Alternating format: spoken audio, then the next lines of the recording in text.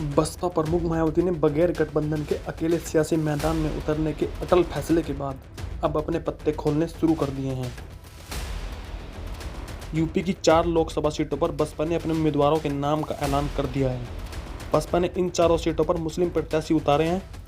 मुरादाबाद से इरफान सैफी, अमरोहा से डॉक्टर मुजाहिदीन हुसैन उर्फ बाबू भाई, पीलीभीत से अनीस अहमद खान और कन्नौज से अकील अहमद पट्टा को बसपा ने प्रत्याशी बनाया है।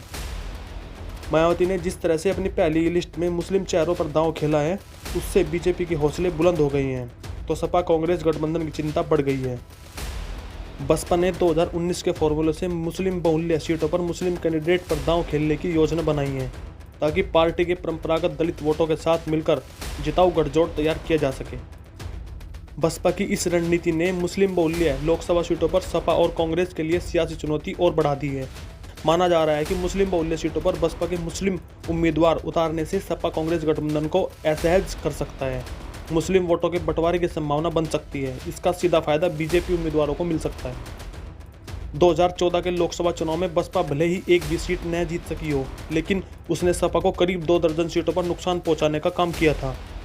यूपी की सभी मुस्लिम बहुल्य सीटों पर बीजेपी ने जीत दर्ज की थी। यूपी में 20% मुसलमान हैं, जो 2 दर्जन लोकसभा सीटों पर किसी भी दल का खेल बनाने और बिगाड़ने की ताकत रखते हैं। यूपी में 18 लोकसभा सीट ऐसी हैं जिस पर मुस्लिम और दलित वोट मिलकर 50% के ऊपर होता है। मायावती की नज़र इन्हीं दलित मुस्लिम की 50% वाली सीटों पर है। देखना है कि बसपा का यह दांव कितना कारगर रहता है। Bureau report, Shamli voice.